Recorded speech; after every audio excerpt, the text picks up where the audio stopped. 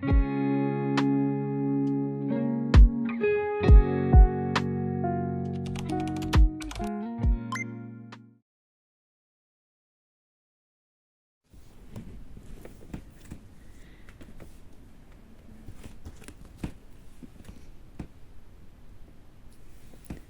pile à lire.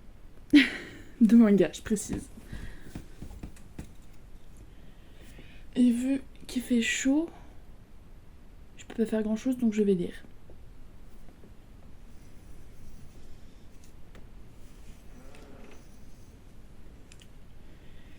Et on va commencer avec le tome 11 de Tamon B-Side.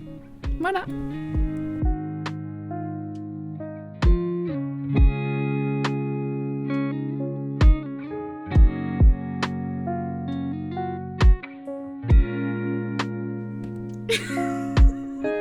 Pardon. Je vais pas vous dire parce que ça va spoiler, mais...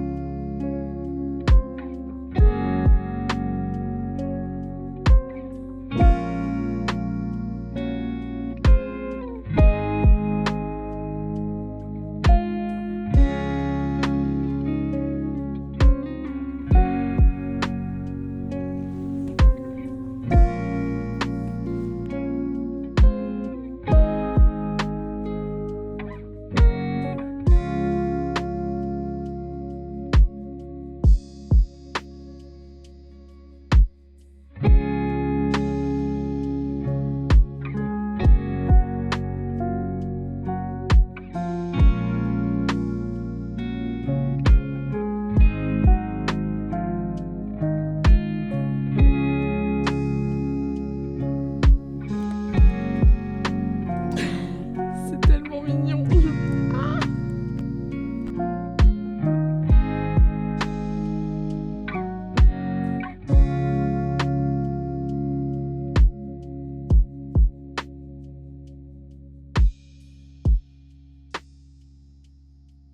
Ok, je vais vous présenter ma pile à lire parce que j'ai eu un moment de réalisation. Mais dans la dernière vidéo où je vous parle, genre facecam, je vous disais que je réussissais à lire de nouveau.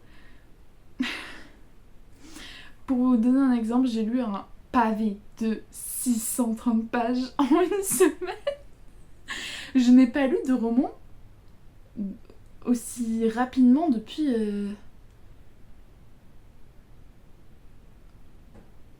Faut sachez que je suis bien sûr, je suis tombée en dépression très tôt à l'adolescence, du fait que j'avais un autisme pas du tout détecté, et du coup vivre au quotidien sans les codes sociaux, en comprenant pas les codes sociaux et comprenant pas qu'il fallait des codes sociaux pour s'adapter, c'était compliqué. Donc bref, je suis tombée en dépression vers 12 ans et demi, 13 ans, c'est jeune, oui. Et du coup à partir de là j'arrivais plus à lire de romans. Et après ça... Si, attendez, j'ai lu quelques romans.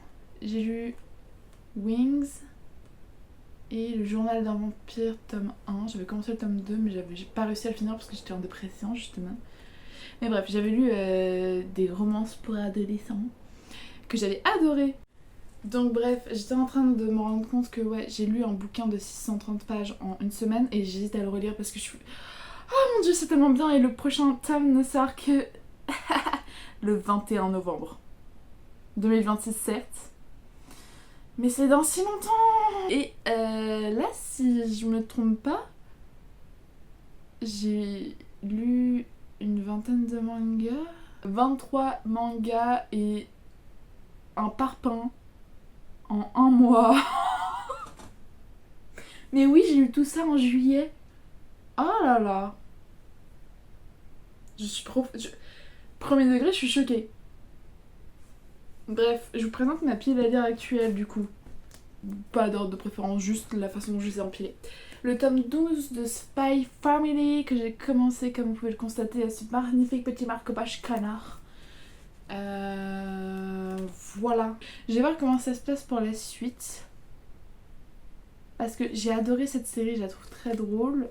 Mais autant je rentre dedans dans le sens où à la fin de chaque tome j'aime beaucoup, mais j'ai du mal à rentrer dedans au début de chaque tome quand je reprends la série.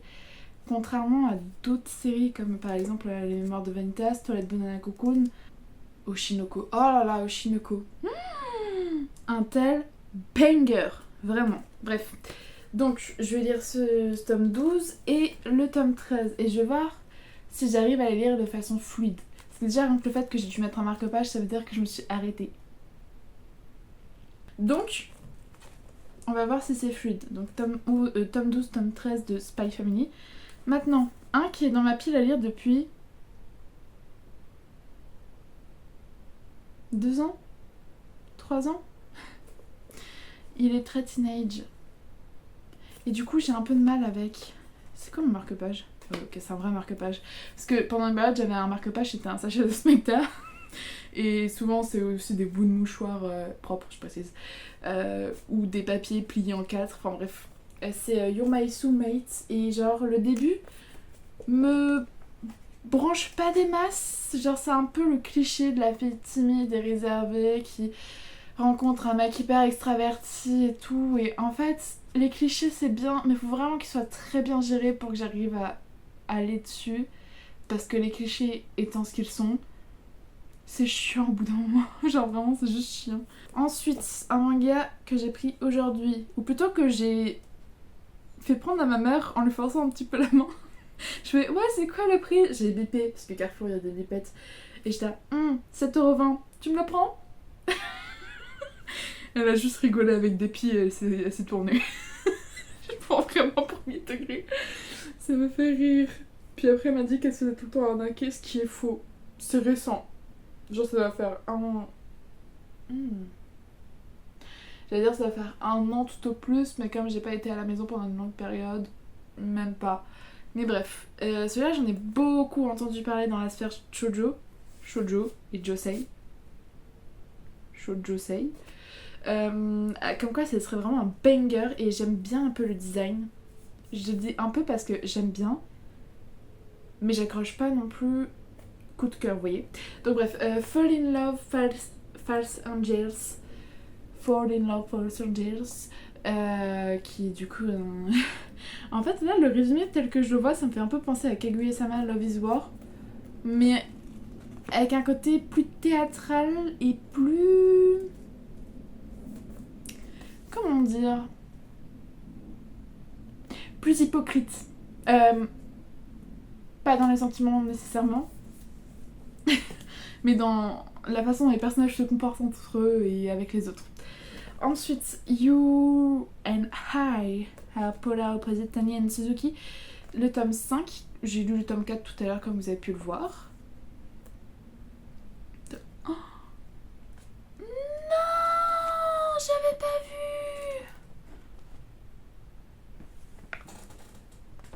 Oh non.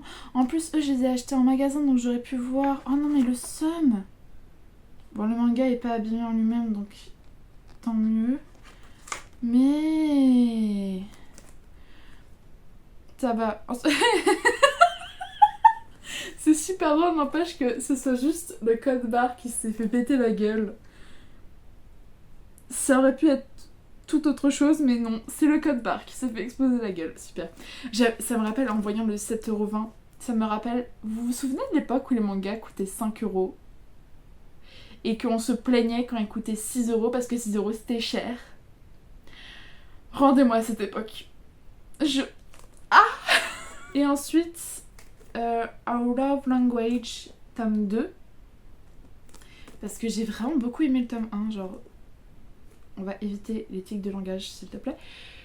J'ai beaucoup apprécié le tome 1, et du coup, je me suis dit que j'allais me lancer sur le tome 2. Et comme je suis un pigeon du capitalisme, quand il s'agit de mes passions, j'ai pris le tome 3 collector. J'allais dire, vous l'avez vu, mais non. Si vous ne me suivez pas sur TikTok, vous ne risquez pas de voir. Et comme je n'ai pas encore partagé mon TikTok, vous ne risquez pas de les voir. Mais il y avait plein de petits trucs avec, dont un magazine, présenté comme un magazine, mais où dedans c'est des arts des arts exclusifs. Il y avait une page de stickers et des stands en carton avec Donc, ça c'est ma pile à lire.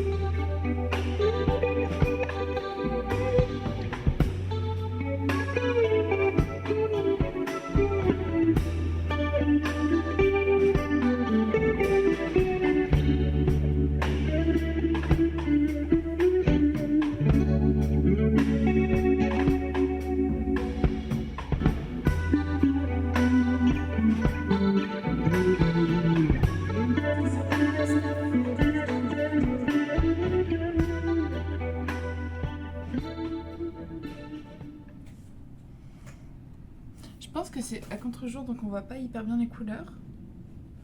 Mais du coup, j'ai terminé ce que j'avais commencé pendant le précédent jour que vous avez vu. On est dimanche aujourd'hui et du coup, jeudi, le dernier jour que vous avez vu, je fais trembler la caméra, c'est terrible. J'étais avec Emma parce qu'elle vient faire son télétravail ici le jeudi en général. Enfin, en général, ça fait 4 fois qu'elle le fait. Mais c'est en train de devenir une habitude, donc sympa. Et de base, je voulais faire une broderie de perles en style Van Gogh, un peu comme ça, là, genre inspiration nuit étoilée. En perles. Mais déjà, j'ai été trop... Comment on dit J'ai eu les yeux plus gros que le ventre concernant la taille de la toile.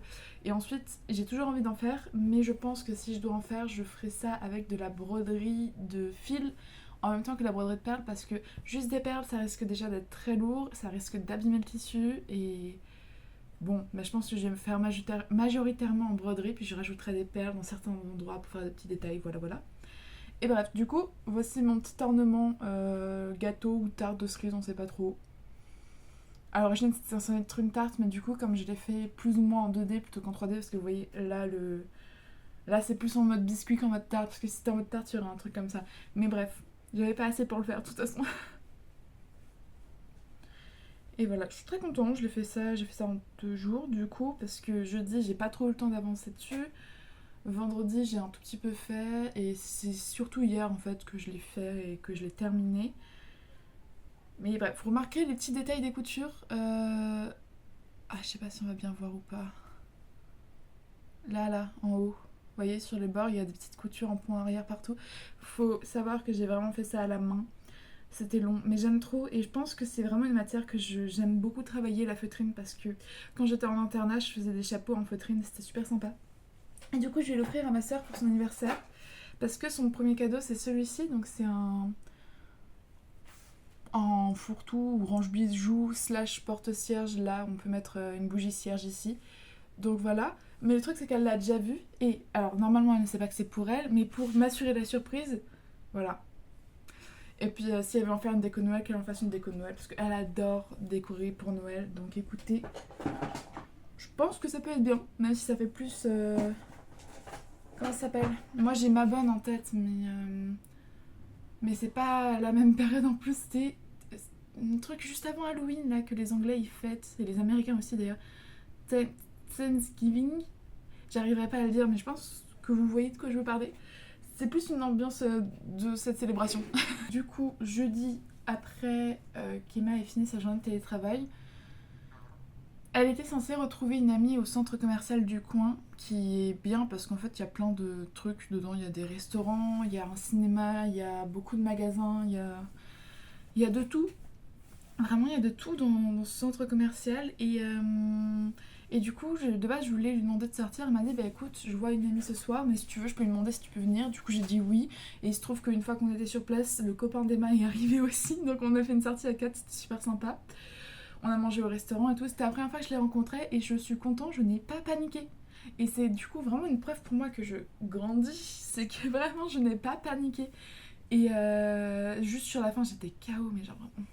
Ça fait tellement longtemps que j'ai pas rencontré de nouvelles personnes et passé du temps avec de nouvelles personnes que j'étais éteint. Le soir, j'ai dormi si vite.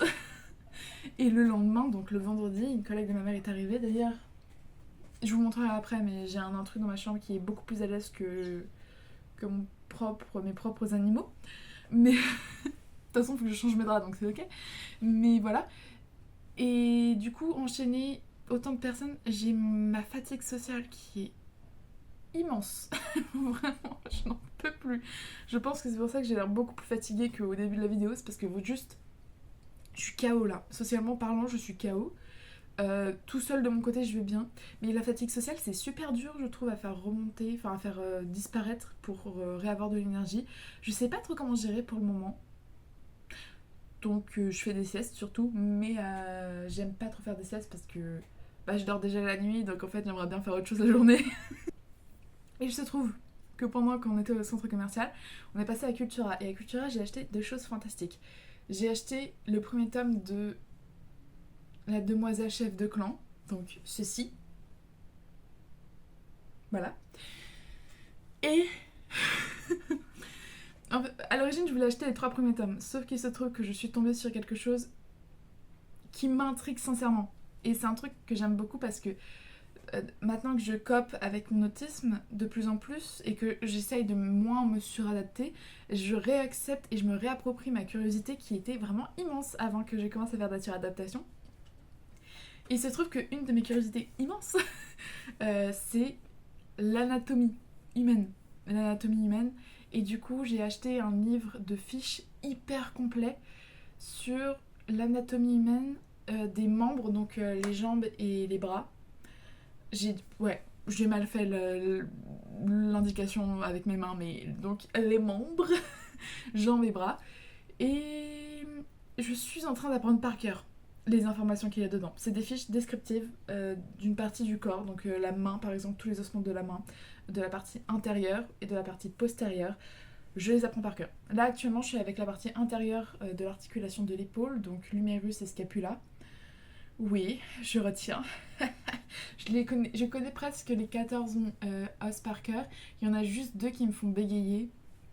Mais je les connais presque par cœur. Et en fait, c'est tout con en vrai, mais je suis juste tellement fière et ça me fait trop plaisir et ça me fait du bien d'accepter une curiosité qui est dite de nerd et qui est généralement un peu jugée et mise de côté en société par le commun de la société, on va dire, de l'accepter et juste de faire. En fait, ça fait trop du bien et ça me rend trop content et je suis trop content et je suis fière de moi parce que c'est laisser libre cours à ma curiosité, ça fait tellement plaisir, genre vraiment. Enfin, je peux pas m'empêcher de sourire en fait en me disant parce que ça fait vraiment trop plaisir et ça fait tellement longtemps que j'ai pas fait ça. La dernière fois que je me suis laissée à m'intéresser à quelque chose de particulier, et encore, j'ai pas fait jusqu'au bout, c'était sur la Colombie, parce que j'avais vu le film d'animation Encanto qui venait de sortir au cinéma. Et forcément, j'ai vu que j'ai une hyper fixation sur Encanto, mais quand je dis hyper fixation, c'est-à-dire que j'étais capable de le regarder 3 fois par jour pendant plus de 2 semaines sans m'en lasser. Vraiment. 3 fois par jour, et quand je dis 3 fois par jour, c'est en entier, parce que des fois je regardais plus que ça, mais je regardais que certaines parties. C'était un running gag à l'internat, genre quand je sortais de ma chambre, on me disait bon, bah t'es à combien de visionnages de Encanto? Et j'étais à 2. Bref, et il était midi, bref. Mais du coup, je me suis grave renseignée sur la Colombie. J'ai voulu apprendre l'espagnol pour savoir parler la langue parlée en Colombie. Mais je me suis pas laissée aller jusqu'au bout parce que j'étais déjà dans une phase de suradaptation progressive. Et bref, donc, me laisser libre cours à ma curiosité, ça me fait trop plaisir. Et bon, je vais vous montrer le livre qui est très complet.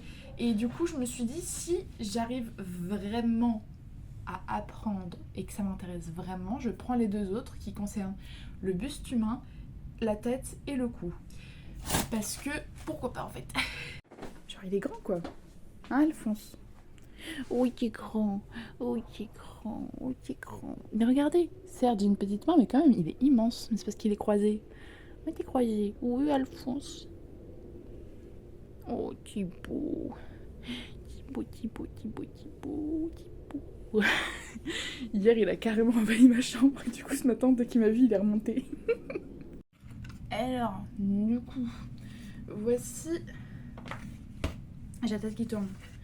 Faudrait peut-être que je boive de l'eau au lieu de boire du café.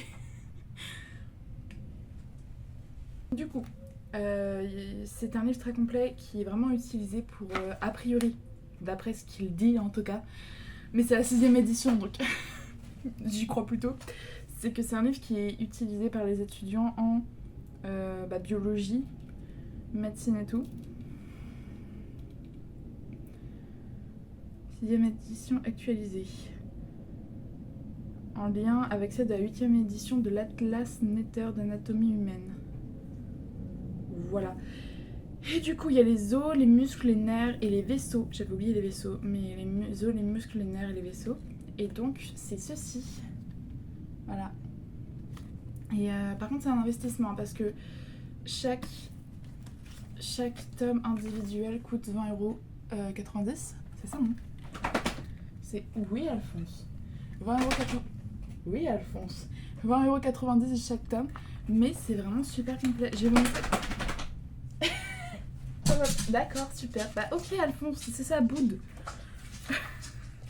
Je vais vous montrer du coup la première page que j'ai. Oh, ça suffit, oui. Il va s'envoler à force. Ah Alphonse. Bref, la première page dont je vous parlais, c'est celle-ci du coup, c'est sur la scapula et l'humérus vue antérieure, n'est-ce pas? Vue antérieure, c'est exact. Donc, os numéro 1, j'essaye de pas regarder, acromion, os numéro 2, tubercule majeur, os numéro 3, tubercule mineur. Non, en fait, c'est pas os, c'est partie. Parce que oui, il y a des os différents, mais il y a aussi des parties différentes sur chaque os. Partie numéro 4, sillon intertuberculaire. Partie numéro 5, tubérosité deltoïdienne. Partie numéro 6, écondyle latéral et médial. Partie numéro 7, capitulum. Partie numéro 8, trochlée de l'humérus. Partie numéro 9, partie numéro 9, fosse coronoïdienne. Partie numéro 10, cavité... Oh putain, celui-là, il est trop chiant. Cavité glénoïdale de la scapula. Partie numéro 11, angle inférieur. Partie numéro 12, fosse subscapulaire. Partie numéro 13, je ne m'en souviens pas. C'est le dernier qu'il faut que j'apprenne. Et partie numéro 14, clavicule mais coupée. Voilà. Vous l'avez maintenant. Et du coup, le numéro 13, c'est processus coracoïde. Je sais pas pourquoi je n'arrive pas à obtenir le processus. Je bloque dessus. Mais bref.